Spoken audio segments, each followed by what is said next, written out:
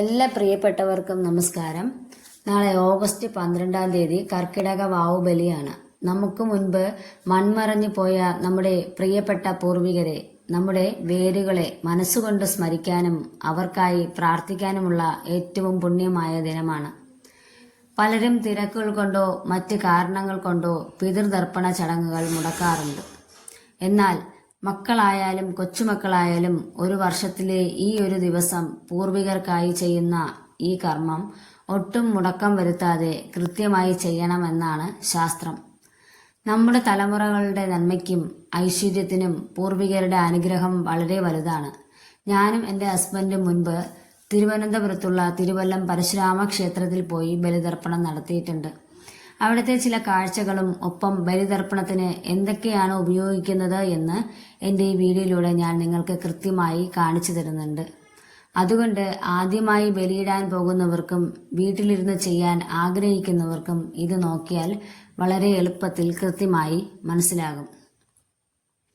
ഇപ്പോൾ കർക്കിടക വാവുബലിയോടനുബന്ധിച്ച് കേരളത്തിലെ എല്ലാ ഭാഗങ്ങളിലും ഇത് പുണ്യ നദികളുടെ തീരങ്ങളായാലും കടൽ തീരങ്ങളായാലും പ്രശസ്തമായ ക്ഷേത്രങ്ങളായാലും ബലിതർപ്പണ ചടങ്ങുകൾക്കായുള്ള എല്ലാ ഒരുക്കങ്ങളും കഴിഞ്ഞിട്ടുണ്ടാകും. ഒട്ടും മടി വിചാരിക്കാതെ മുടക്കം വരുത്താതെ നിങ്ങളുടെ അടുത്തുള്ള ദർപ്പണ കേന്ദ്രങ്ങൾ എവിടെ വേണമെങ്കിലും നിങ്ങൾക്ക് പോയി വളരെ ഭംഗിയായി അർപ്പണബോധത്തോടുകൂടി ബലിതർപ്പണം നടത്താവുന്നതാണ്. ക്ഷേത്രങ്ങളിൽ പോകാൻ സാധിക്കാത്തവർക്ക് വീട്ടിലും ഇത് ചെയ്യാം. ക്ഷേത്രങ്ങളിലോ പൊതുവേദികളിലോ പോയി ബലിയിടാൻ ഉദ്ദേശിക്കുന്നവർ പുലർച്ചെ 2 മണി മുതൽ 4 മണിക്ക് ഉള്ളിൽ തന്നെ അവിടെ എത്തിച്ചേരാൻ ശ്രദ്ധിക്കുക. ബ്രഹ്മമുഹൂർത്തത്തിൽ ചെയ്യുന്ന ദർപ്പണത്തിന് ഫലം കൂടും എന്നാണ് വിശ്വാസം. കയ്യിൽ മാറ്റിയെടുക്കാനുള്ള വസ്ത്രങ്ങളും ചീട്ടാക്കാനുള്ള പണവും കരുതുക. ക്ഷേത്രത്തിൽ ചീട്ടെഴുതി നമ്മൾ ഇരിക്കുമ്പോൾ ബലിദ്രവ്യങ്ങൾ തരും. ഈ വീഡിയോയിൽ നിങ്ങൾക്കിപ്പോൾ കാണാം. കിണ്ടിയിൽ ശുദ്ധമായ വെള്ളം, ബലിച്ചോറ് അഥവാ പിണ്ടം, കറുകപ്പുല്ല്, ചന്ദനം, ഭസ്മം, എള്ള്, പഴം എന്നിവയാണ് പ്രധാനമായും ഇതിനായി ഉപയോഗിക്കുന്നത്. പലയിടങ്ങളിലും ചെറുളപ്പൂവിന് പകരം ഈ വീഡിയോയിൽ കാണുന്ന പോലെ നല്ല ഭംഗിയുള്ള ചെണ്ടുമല്ലിപ്പൂവാണ് നൽകാറുള്ളത്. പൂജാരിമാർ പറഞ്ഞു തരുന്ന പിതൃമന്ത്രങ്ങൾ ഏറ്റുചൊല്ലി ഭഗവാന്റെ പാദങ്ങളിലേക്ക് ഈ ദ്രവ്യങ്ങൾ ഓരോന്നായി സമർപ്പിച്ച് അവസാനം ആ ബലിപിണ്ഡം അവിടുത്തെ ഒഴുക്കുള്ള വെള്ളത്തിൽ നമ്മൾ ആദരവോടെ ഒഴുക്കുന്നു. ഇനി ദൂരക്ഷേത്രങ്ങളിൽ പോകാൻ കഴിയാത്തവർക്ക് വീട്ടിലും ഒട്ടും മുടക്കം വരുത്താതെ ഇത് ചെയ്യാവുന്നതാണ്. വീട്ടിൽ ചെയ്യുമ്പോൾ നമ്മൾ തലേദിവസം മുതൽ തന്നെ ചില കാര്യങ്ങൾ ശ്രദ്ധിക്കണം. തലേദിവസം തന്നെ വീടും പരിസരവും അടിച്ചുവാരി തുടച്ച് പൂർണ്ണമായും വൃത്തിയാക്കണം. നമ്മൾ ബലിതർപ്പണം ചെയ്യാൻ ഉദ്ദേശിക്കുന്ന ഭാഗം പ്രത്യേകം കഴുകി ശുദ്ധിയാക്കുക. തലേദിവസം ഒരിക്കൽ എടുത്തുകൊണ്ട് വീട്ടിൽ പൂർണ്ണമായും സസ്യഭക്ഷണം മാത്രമായിരിക്കണം. വാവുബലി ദിവസം അതിരാവിലെ എഴുന്നേറ്റ് കുളിച്ച് ശരീരശുദ്ധി വരുത്തുക. ദർപ്പണം കഴിയുന്നതുവരെ വെള്ളം പോലും കുടിക്കാതെ പൂർണ്ണ വ്രതത്തോടെ ഇരിക്കണം. വീട്ടിൽ ചെയ്യുമ്പോൾ നമ്മൾ എങ്ങനെയാണ് ഇരിക്കേണ്ടത് എന്ന് നോക്കാം. തറയിൽ നേരിട്ട് ഇരിക്കരുത്. ഒരു പായോ അല്ലെങ്കിൽ പുല്ല് വിരിച്ച് അതിൽ വേണം ഇരിക്കാൻ. വീടിന്റെ കിഴക്കോട്ടോ അല്ലെങ്കിൽ തെക്കോട്ടോ തിരിഞ്ഞിരുന്ന് വേണം ഇത് ചെയ്യാൻ. നമ്മുടെ മുന്നിൽ ഒരു തൂശനില വച്ച് അതിലാണ് ദ്രവ്യങ്ങൾ ഒരുക്കേണ്ടത്. നമുക്ക് നമ്മുടെ മുൻ തലമുറകളുടെ പേരോ നാളോ അറിയില്ലെങ്കിൽ പോലും ഒട്ടും വിഷമിക്കേണ്ടതില്ല. നമ്മുടെ വേരുകളാണ് നമ്മുടെ പൂർവികരെന്ന് പറയുന്നത്. നമ്മളെക്കാൾ മുന്നേ ജീവിച്ച് മൺമറഞ്ഞു പോയ നമ്മുടെ തലമുറകളാണ്.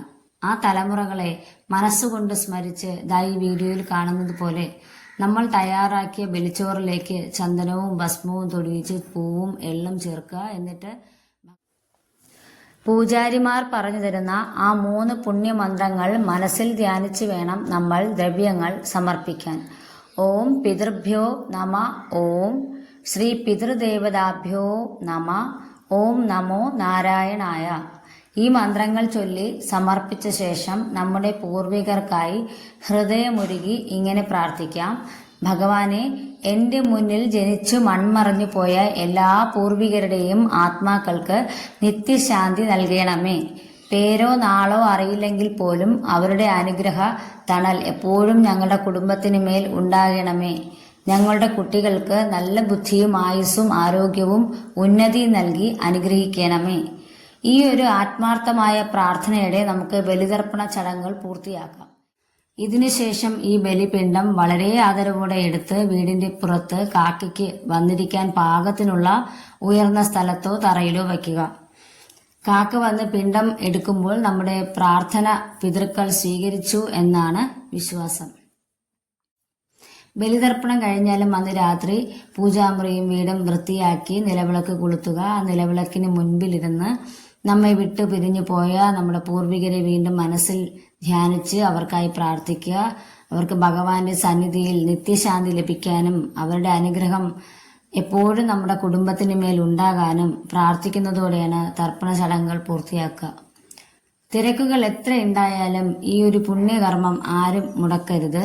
അത് എവിടെ ഇരുന്ന് ചെയ്താലും പൂർണ്ണമായ അർപ്പണബോധത്തോടെ ചെയ്യുക. ആദ്യമായി ചെയ്യുന്നവർക്ക് ഈ വീഡിയോയും ഇതിൽ കാണിക്കുന്ന പൂജാദ്രവ്യങ്ങളും ഉപകാരപ്പെട്ടു എന്ന് വിശ്വസിക്കുന്നു. എല്ലാവരുടെയും പിതൃക്കൾക്ക് മോക്ഷം ലഭിക്കട്ടെ എന്ന് പ്രാർത്ഥിച്ചുകൊണ്ട് നിർത്തുന്നു. നന്ദി, നമസ്കാരം.